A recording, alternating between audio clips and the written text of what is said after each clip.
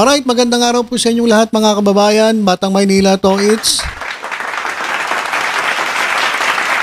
Ito bang nakikita nyo sa screen mga kababayan, ito po yung meeting de avance ng isang Vico Sotto. Ito po yung nasa ating screen. Ayan po yung imahe ng meeting de avance. Kung mapapansin niyo mga kababayan, wala pong magandang stage. Kasi yung iba pong mga kandidato, grabe, kaganda ng stage, di ba? Tapos walang big screen. Usually, ngayon, usong-uso ang mga stage sa kampanya, may mga big screen. Kaya kitang-kita mo yung kandidato dun sa big screen. Kitang-kita ko nga kung paano bastusin ni Sara Duterte yung mga yung mga kandidato sa Maynila, yung mga miyembro ng Quadcom. Kitang-kita mo, saka yung ngiting-ngiti ni Sara Duterte dun sa big screen. Kitang-kita mo, talaga na mga grabe yung kanyang pang-insulto. So, ayun po yung gamit ng big screen para kahit malayo, ay kitang-kita ka. Pero sa kampanya ni Vico Sotto, wala pong big screen. Wala rin pong artista. Yung iba, talaga namang umuupa pa ng artista para lang mangampanya para sa kanila. Diba? Doon sa Maynila. Nakita naman natin yung mga inimbita ni Sam Bersosa.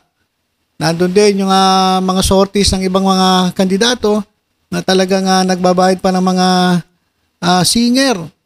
Di ba? Mga artista. Walang gastos.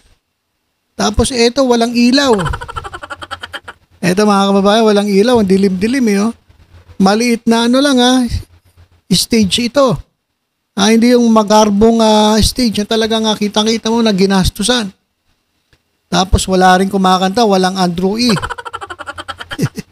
At walang mga ibang singers na mag-entertain itong mga aten po dito sa kanilang rally.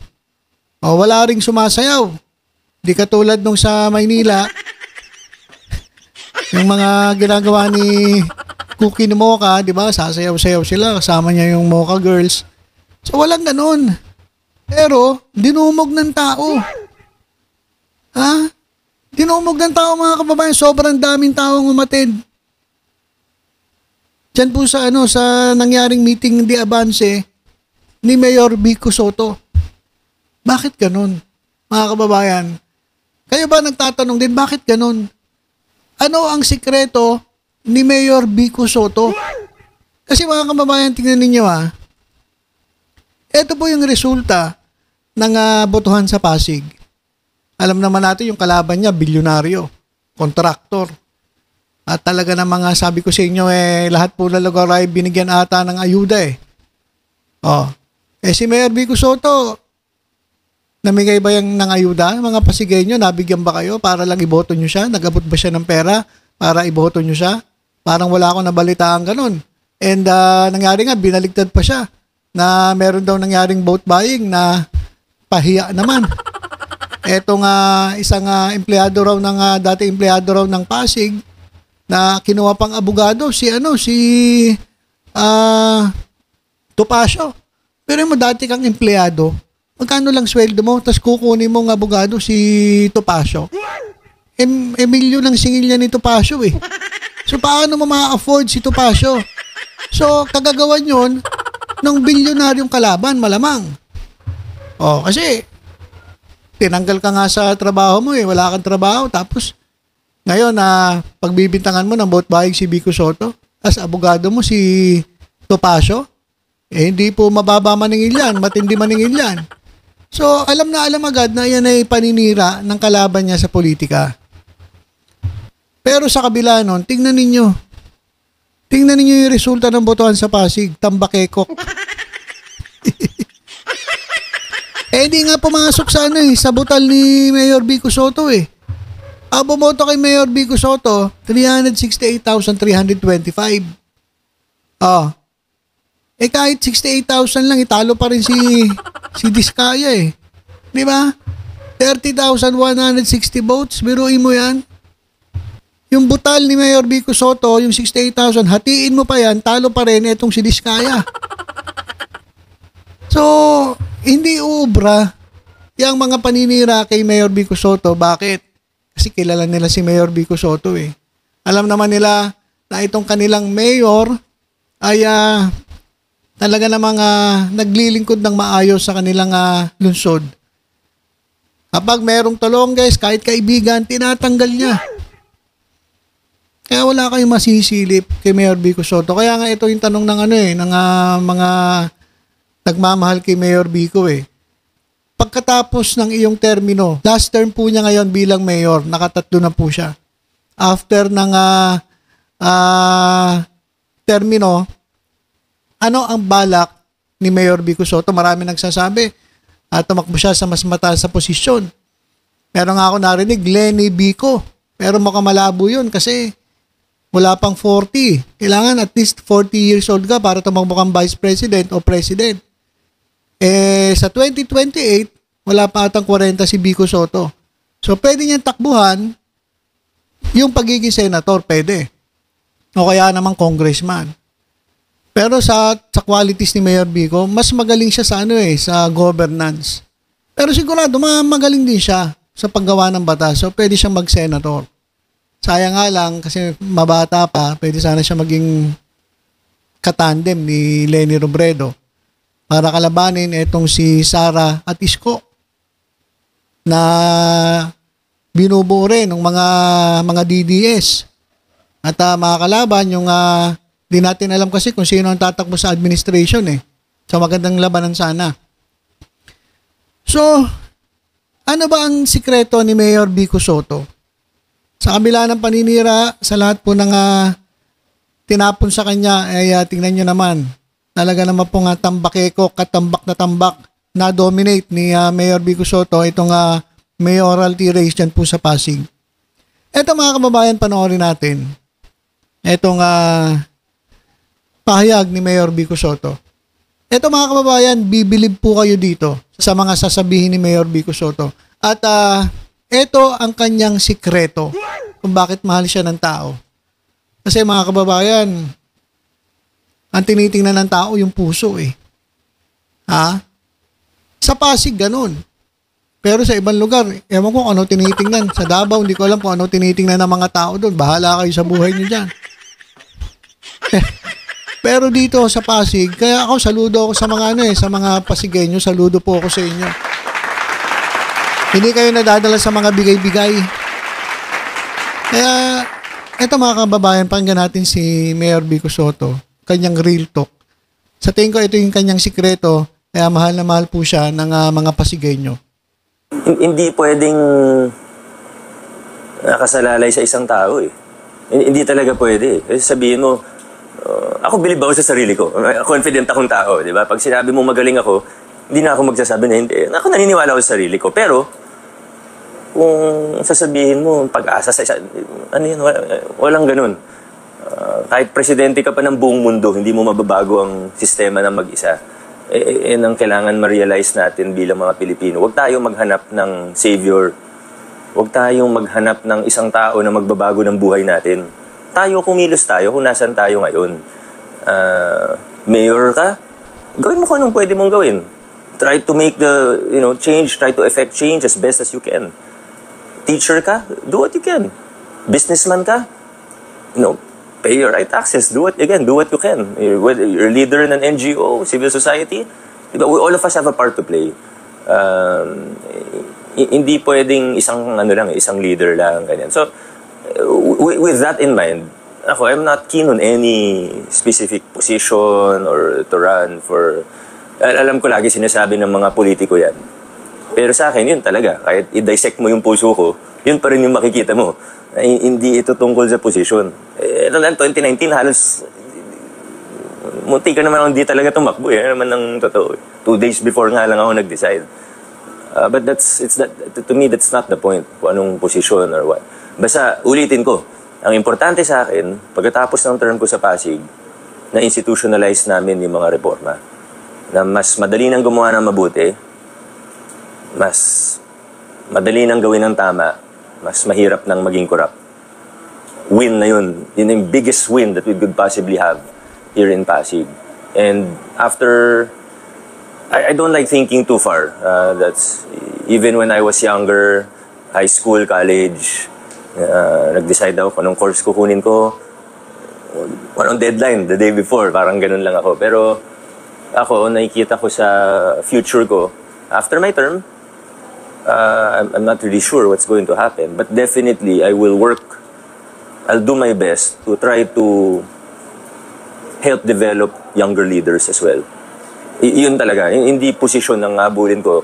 Ang gusto kong mangyari, na makapag-ambag ako para dumami yung mga leaders natin. And the only reason why I'm saying it now in public is because maybe there are like-minded people who want to work at this. Usap tayo. Let's develop a new generation of leaders who will be better than us. Hindi yung puro iniisip natin, ay magaling to, dapat patakbuhin na ganyan. Hindi na. Hindi ko let's develop younger leaders. Ako naniniwala ko, ang daming magaling dyan eh. Ang daming magaling. Sila yung patakbuhin natin. Hanapin natin kung sino yung pinakamagaling. Definitely hindi ako yun. Kasi college ako, di naman ako top of the... Ang daming mas magaling sa akin eh. Kasi di sila nabibigyan ng chance. Sila yung mga dapat tumakbo for national office. Sila yung mga dapat tumakbo. Kaso hindi sila mananalo sa ngayon. But let's do our part. Mabago natin yung lipunan natin. Mabago natin yung politika dito. Baka by 2028, may matulungan tayo. Di ba? Sila yung dapat. So, yun ang sa akin. I don't know how many people will agree with me. Alam ko yung iba, pipilitin pa rin na. Dapat ikaw yan. Hindi tayo dapat ganyan mag-isip. Okay, so palakpakan nga natin. Grabe naman yun. Palakpakan natin si Mayor Vico Soto. Grabe. Hindi ba kayo na-touch dun sa sinasabi ni Mayor Vico Soto? Ako nga, kumbaga parang, sana, napapasana all na lang tayo. Sana ganito po lahat ng leaders natin sa bansa natin. Yung hindi yung feeling magaling. Yung ang tinitingnan niya, yung ikaulad ng bansa. Hindi puro sarili. Kasi alam nyo, ang dami po ngayon dito sa politika, sa Pilipinas, ang iniisip lang lagi, puro sarili. Pamilya nila, kaalyado nila, mga kakampi nila. Narinig niyo ba yung kay Mayor Vico Soto? Iboto yung kaibigan, iboto yung kaalyado? Hindi. Ilagay natin yung magaling na leader. Hindi nga niya kinoconsider sarili niya na magaling, pero sobra naman, kitang-kita niya naman yung ginawa niya sa Pasig at mahal na mahal siya ng mga Pasigueño. At hindi lang Pasigueño, mga kababayan, kahit taga-ibang lugar. Bilib na bilib kay Vico Soto. Kaya, grabe, mga kababayan. Saludo talaga ako dito kay Mayor Vico Soto. At tama yung sinabi niya. Huwag tayo maghanap ng isang savior na eto kailangan natin, babaguhin niya bansa natin. Hindi.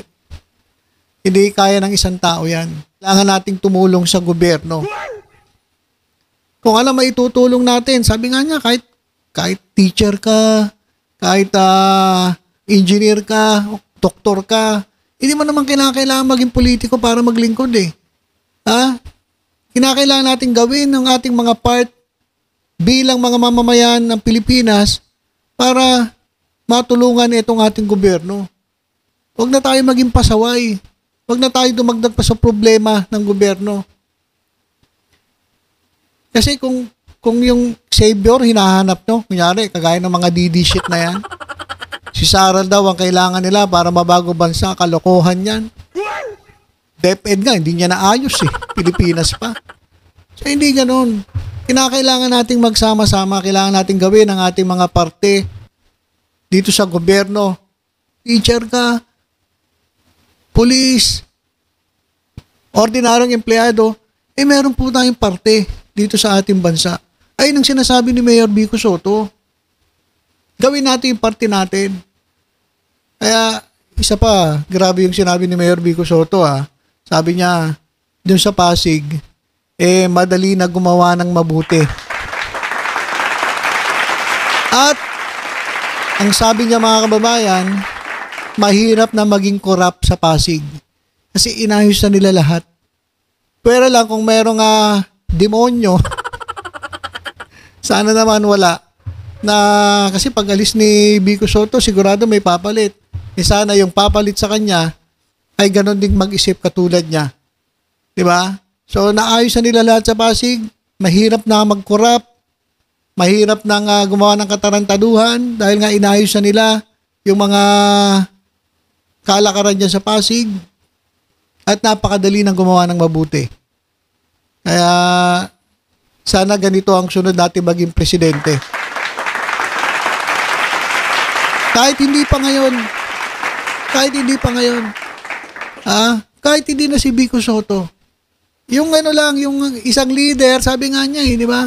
Ang daming mas magagaling sa akin dyan. Yun ang ilagay natin niya sa nasyonal. Yung parehas na mindset ni Mayor Vico. Ayun ang piliin natin. Hindi yung puro away, puro politika, puro sarili iniisip, puro gusto maging presidente agad para ano, para mangurakot, para yumaman. Guys, gising-gising na po tayo. Ito pong nangyaring eleksyon, natingin ko sablay Sablay yung naging resulta ng eleksyon. Mukhang mas mahihirapan ng administrasyon na patakboy ng maayos itong ating bansa dahil mas marami ata ang nahalal na ang mangyayari ay kukontra sa gobyerno. Kaya, magtiis-tiis tayo. Sigurado yan, hanggang 2028, magtitiis tayo. At sana lang dumating yung panahon na maging presidente natin, kung hindi man si Mayor Vico Soto, ay yung katulad ng kaisipan ni Mayor Vico Soto. Grabe. Kinikilabutan ako kanina doon sa sinasabi niya, kulang na lang maluha ako eh. Kasi grabe. Ganun po yung yung talagang merong pagmamahal sa bansa, mga kababayan. Okay, so yun po, na-share ko lang sa inyo. Ayan po ang sikreto ni Mayor Vico Soto, kaya po kahit anong paninira sa kanya, tinambakekok po niya yung kalaban. Ginamitan siya ng pera, ginamitan ng paninira, hindi po nagtagumpay ang kasamaan sa kabutihan. Kaya po congratulations kay Mayor Vico Soto. So ayun lang po mga kababayan, tutok-tutok lang po dito sa Batang Maynila to sa iba pang updates. Ingat po tayong lahat. God bless po.